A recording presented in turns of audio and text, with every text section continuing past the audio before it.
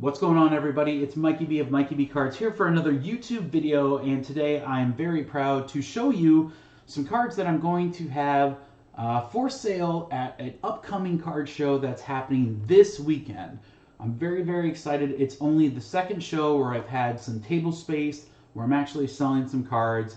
I learned a lot the first time I participated in a show about, 9 or 10 months ago. I kind of got spurned on that one and realized that, hey, I have a lot to learn and a lot to figure out before I do this again. There's an upcoming show this Sunday in Cherville, Indiana. It's a very big show from what I understand. I have several friends that go to this show and have said very good things about it. So I talked to them, got some tips and tricks, and I'm fully prepared to try to sell some cards at this show and maybe pick some cool stuff up from the bucket list or some things that I'd like to own. So throughout the video, I'm going to share with you a couple of my pricing strategies as well as some other things that I'm doing for this particular show. And I'll tell you why I'm doing the things that I'm doing versus maybe some other things that people do in card shows. There's no right or wrong way to do a show. I would tell you this much, is that everything that's here in front are going to be on display at the table. Now, I don't have a ton of space actually because I'm sharing the table with a couple of other guys. So I actually have two display cases. I would plan to make one football and one basketball.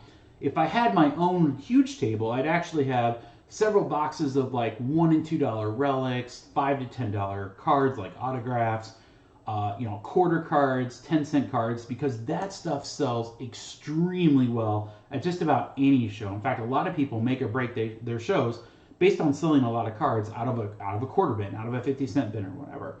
So I don't have the space for this particular show. So really, because the cost of this show is so low for me, because I'm sharing everything with a couple people, I just decided, you know what, let me bring some really big stuff. You never know what's going to be there. So I want to be prepared for a trade, or I want to be prepared if there's a big buyer for certain cards to be ready to go.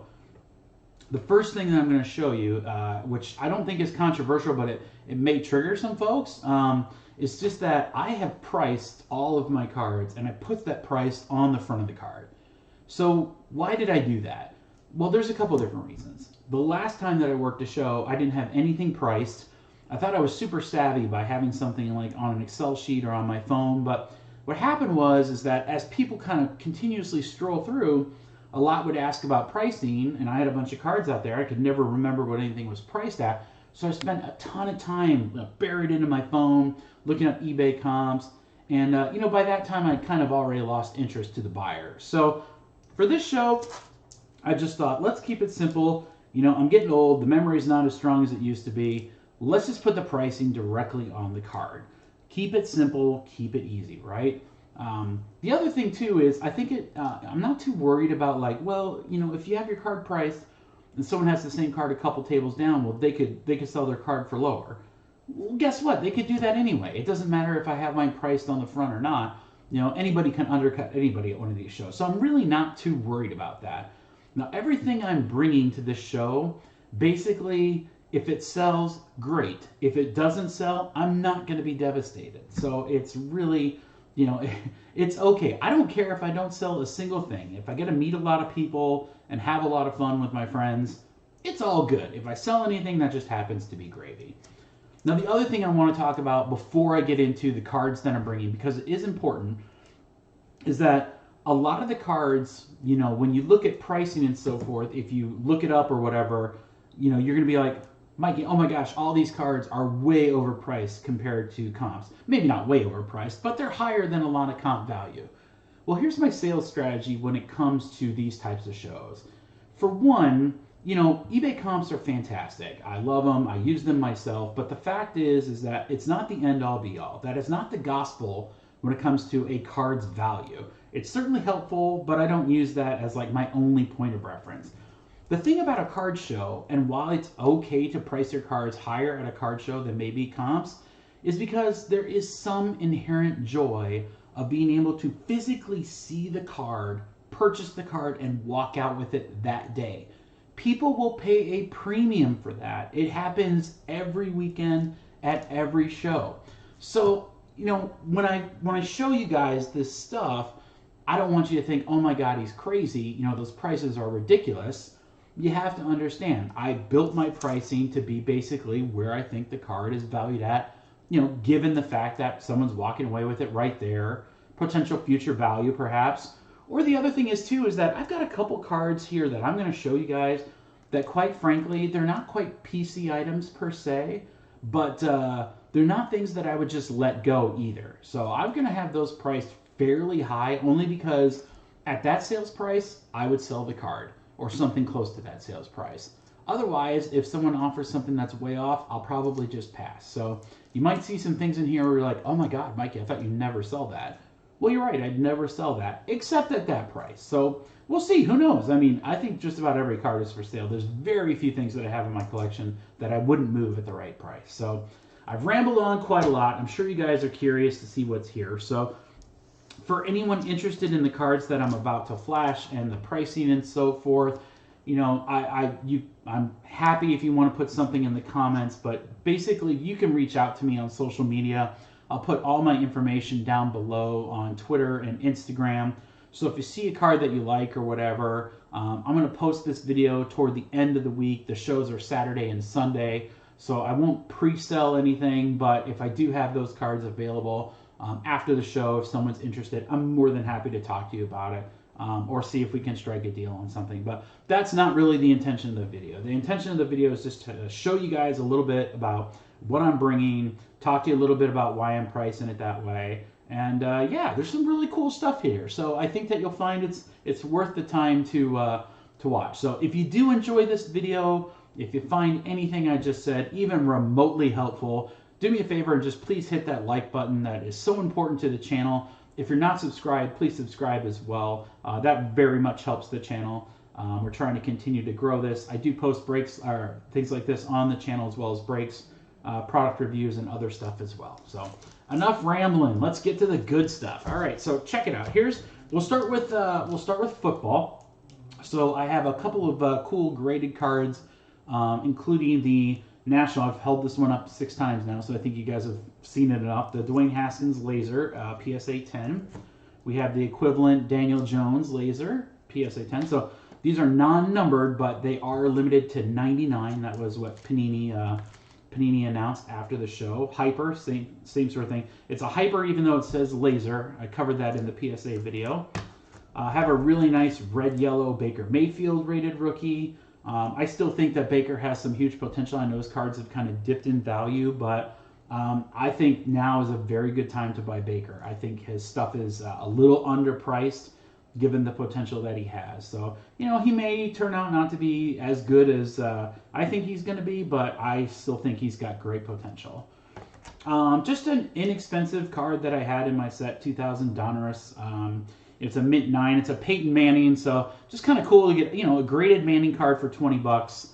You know, this show is in Indiana, so I do expect some Colts fans to be in attendance, as well as Bears and Packers fans, I'm told, are quite frequent, so you'll actually see some of those cards in here as well. Cards that I normally wouldn't bring to a show if it was anywhere else in the country, but really nice Contenders autograph out of 25 Baker BGS 910.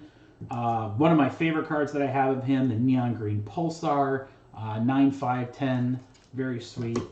One of my favorite cards, great story. You can actually watch me pull this live in one of my previous videos, but Sam Darnold, Rookie of the Year Contenders, Juan de Juan, graded 9/10. Just an awesome card, great video watching. Here's kind of the first example of a card that I would be very happy to sell at that price, but if I go home with it, I'm not going to cry. This is one of my favorite cards of Lamar Jackson. I only have a couple of his cards, but this one's really sweet. It's a Black Velocity. It's graded 9/10 out of 25. My high point there at 2,800, just to give you a point of reference, I had a friend who sold his at 2,500 literally less than a month ago. Now, I realize the NFL season is now over. You know, Lamar was the unanimous MVP, so that might have boosted these numbers a little bit. Could be quite actually a decent deal at that number, and I know that sounds crazy, but you never know. You never know who's going to be at these shows. Then I brought some other rookie stuff. So a Jared Goff PSA 10 Prism Silver.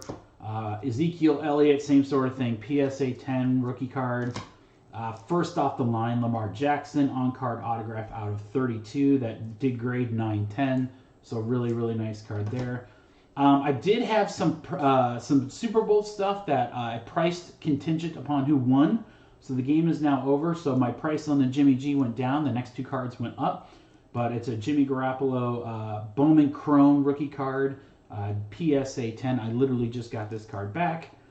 And then I have two Patrick Mahomes Prism rookie cards, a PSA 9 and a BGS 9. So these have jumped significantly in value over the last 24 hours.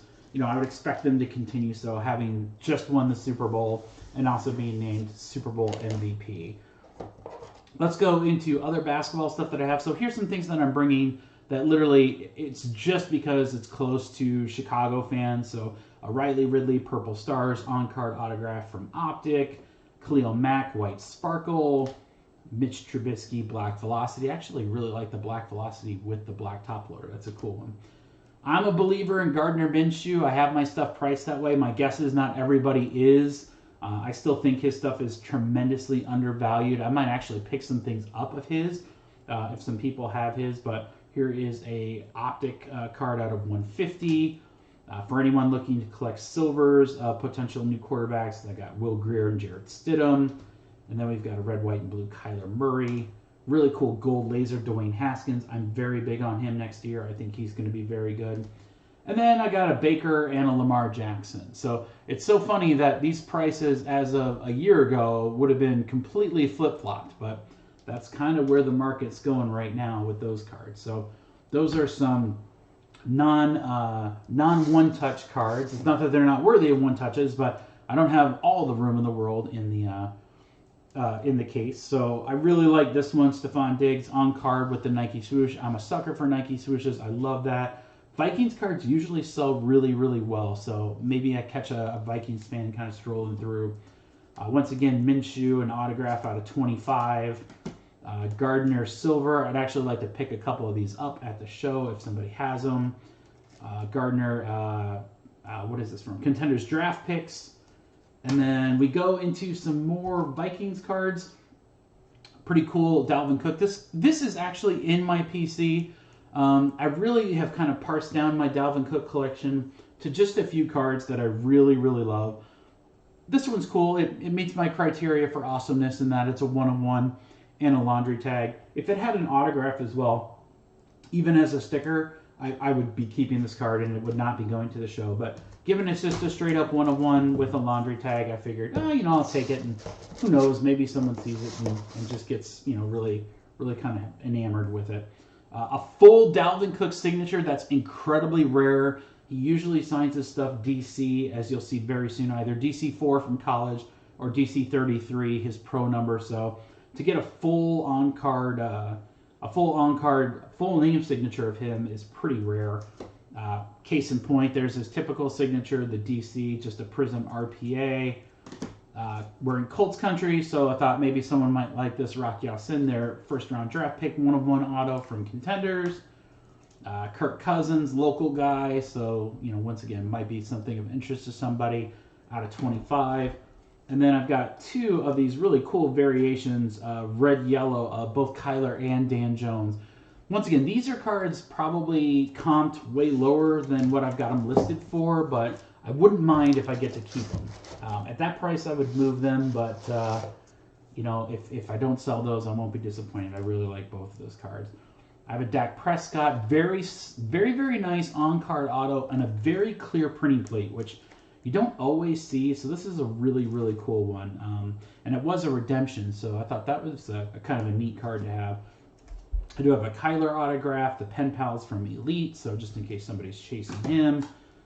Peyton, once again, he's pretty popular anywhere you go, so an on-card autograph with a patch, one-of-one from National Treasures. I mean, that's a pretty big card, so we'll see. Maybe someone will be interested in that. That could be good trade bait. Sam Darnold out of 5 from Prism. Trubisky, this is one that I'm hoping I'll move at the show, out of 25. Really nice Dan Jones Red Zone. I just purchased this card. This is one, again, I've got this priced at I do not want to sell it, but I will sell it around this price. So I picked it up for a little less, or I shouldn't say a little less, but far less than that. But really, really hoping that this one comes back home with me. But maybe someone gets crazy, and who knows. A really cool Drew Lock. It's got the 3-color patch. Obviously, he's got big, big potential. Wouldn't mind selling that. I'm not really sure how he'll do next year. I do think he'll be good, but it's a big question mark in my mind. I've got the Dwayne Haskins preview. Now, I do have 2 Dwayne Haskins regular rookie ticket autos, but those are off to BGS for grading right now. They will not be back in time for the show. So I did bring the preview. Another Dwayne Haskins. Once again, I've got Dwayne priced a little higher, probably the most, because I really think that they are going to be good. They being the Redskins are going to be good next year. I think they've got talent. I like Ron Rivera as a coach to come in and kind of clean up that locker room and try to get them on board. So we'll see. But anytime you can get a white sparkle of a rookie quarterback, that's a dope card. I have a Kyler one as well, but that's once again off to get graded. The next 2 are 2 that I would it would pay me to sell, but I could sell at those prices. George Kittle, once again, these are kind of my Super Bowl prices. His stuff did spike since the 49ers did go to the Super Bowl, but if I sold them at that price, I would be happy. If he was in Iowa jerseys for these cards, there's no way in the world I would ever sell them. But in San Francisco, I'm not a huge Niners fan. It's not like I don't like them. It's just that they're not one of my teams or whatever. So I figured he's still got immense popularity right now. That might sell. Nick Bosa next day, same sort of thing. I was bringing it because he's in the Super Bowl. Might have some interest to somebody. Have a really nice Carson Wentz Silhouettes RPA from Preferred. I do like Preferred, so that's kind of a cool one just to kind of have some different cards there of different type players because you never know who's going to be collecting what. I have a really cool Flawless dual patch auto of Wentz, 5 out of 5. This one's really neat. Once again, not one that normally I would sell. I actually want to keep this in my PC, but because it's jersey numbered 20 out of 25, I do think there's some pretty strong value in it. So if I can sell it at my price, I could actually turn around and rebuy this card at significantly lower. Then I have one for my PC that's not necessarily jersey numbered, but one that I could keep for Barry. So that's kind of my thinking behind that one. And then this guy, Only the Goat. It is a 1-of-1 of the Reebok patch. That's game used from National Treasures. So once again, hoping a lot of Colts fans are going to be at the show. Obviously, Adam Vinatieri's he's got a great legacy with the Patriots, but he's also got a very good legacy with the Colts as well. I do have some baseball that I'm bringing. I pulled this out of my National Black Box. It's a Ohtani, 2 out of 3. There's a diamond in there. Pretty cool card. I don't know. I've had a hard time trying to evaluate what the value is on this card. So maybe there's an Ohtani collector because this is something that you're not going to see every day. So it might be a cool piece to move. Just got back a 95 Bowman's Best Jeter. It graded out of 9. Old Jeters are extremely, extremely hard to grade, especially some of his rookie stuff. So this one actually came back okay. So with him being elected to the Hall of Fame, I thought, hey, this would be a really good time to try to move that card and see if there's any Jeter fans there. All right, so basketball, kind of have a hodgepodge. A lot of Prisms. So I still think it's too soon for Kobe, to be quite honest. You just passed a week ago. I have the utmost respect for him. I actually had both of these cards out for grading, and my grader said neither one would do extremely well. So I'm going to take them to the show. I don't care if I sell them or not, to be quite honest. If somebody comes in and they're a huge Kobe fan or whatever, I'll crack them a deal on these. Because it doesn't matter if I keep them in my collection or not. I don't want to seem like I'm trying to profit off of his death or anything. I'm certainly not. My intention was to sell these cards, for months, basically as soon as I pulled them. So I'm going to have them there. We'll see what happens with them. It doesn't matter. If they sell, great. If they don't and they come back home, it'll be cool to have some Kobe cards, and I'll just probably keep them around. Really neat Kyle Kuzma Prism Silver. That's from 17-18. Then a lot, like I said, a lot of my stuff is going to be new Prism just because I've opened a boatload of it. So, I got some cool cards: Trae Young Pink Ice, Trae Young Silver, Giannis Silver, LeBron Silver, Luka Red, White, and Blue, Luka Green, 2 Luka Silvers. I thought those were kind of cool. Second year, those should do well. And then I'm bringing 3 Morant base cards. Once again, probably a little higher value than most, but I don't expect people to pay that. I expect them to make an offer. They'll probably make an offer on all 3, and that is fine by me. I'd be happy to move them. I have more than enough. Basically, with Morant and Zion, I kind of decided that if I have cards out for grading with them, those are the ones I want to keep. The ones that are raw, I'm happy to sell now. I do have some very cool Zion cards that I'll be bringing. This is the Pink Ice, really, really nice one. Just added that to the stack. Jason Tatum, 1 of 1 from the National White Box. Pretty cool card. On-card autograph from Absolute. I think that's neat. We got some more Zions. Basically 3. I have 4 raw rookies. Nice stuff. I think there's going to be a lot of people there, who are looking to pick this stuff up. I don't know where his value ultimately is going to end up, but as of right now, it's still going up. So people can't get enough of Zion, and Prism stuff is really hot. I do have his red, white, and blue that I'm going to be taking, as well as a really cool green one. So a couple of variations there of Zion that will be at the show, and like I said, we'll see. Maybe someone will come in looking to buy a lot of them, and we'll see if we can't make them a deal. Lastly, I had some Jordan cards go through PSA. They're all 9, so just these were ho-hum cards before grading. Like $10, $12 cards or whatever. Add grading to it, kind of enhances the value. I think it's kind of neat because for 25 or 40 bucks to have a graded Jordan card, I think there's going to be quite a lot of people interested in this. I fully expect to sell both of these. We'll see.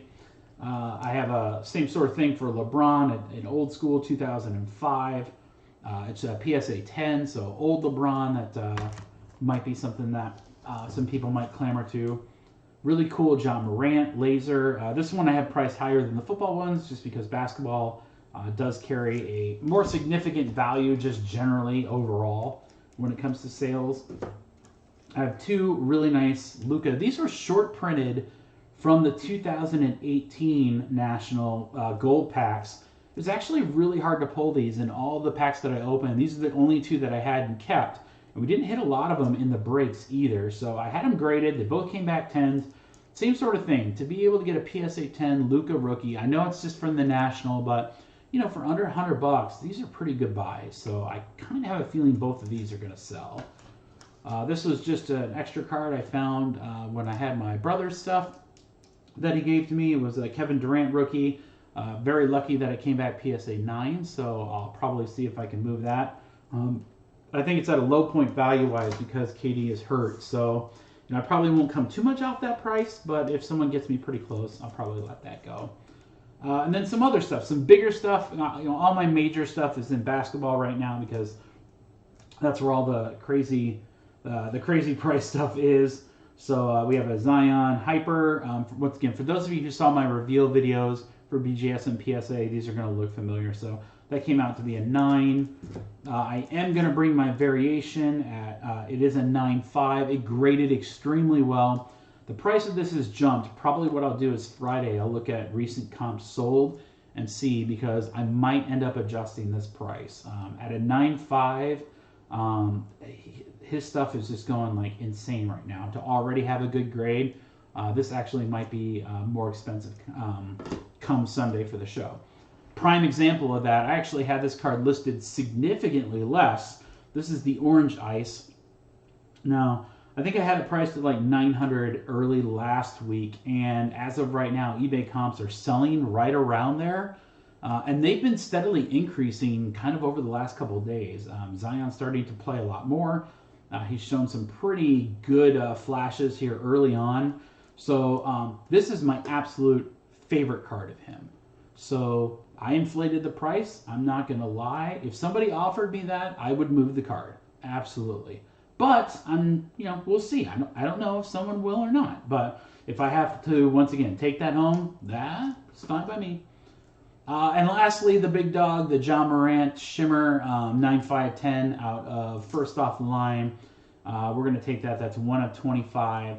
Once again, we're going to take a big dog and see if there's anyone there that might be interested. Once again, could be trade bait. Who knows? So there you have it. Those are all the cards that I'm going to bring. I might have a couple of stragglers come here in the next couple of days. I've got a couple product launches, like Limited and some other things coming out this week. So maybe I'll open a couple of those boxes myself and bring some of that stuff. But yeah, for the most part, what you see is what's going to be at the display case. So I hope you enjoyed the video. I hope that what I was talking about as far as my pricing strategy and even why you should price the front of the cards makes sense. Ultimately, like I said, we will see. So I'll be reporting live from the show on Sunday. And when I get back, maybe, once again, I'll make a short video of some of the stuff I picked up. Maybe talk about if sales went well or if it didn't. But this is a learning experience for me. This is only the second table that I've had in the last 30 years. So let's see how it goes. Keep your fingers crossed and wish me luck. Until the next time, everybody, this is Mike B saying deuces.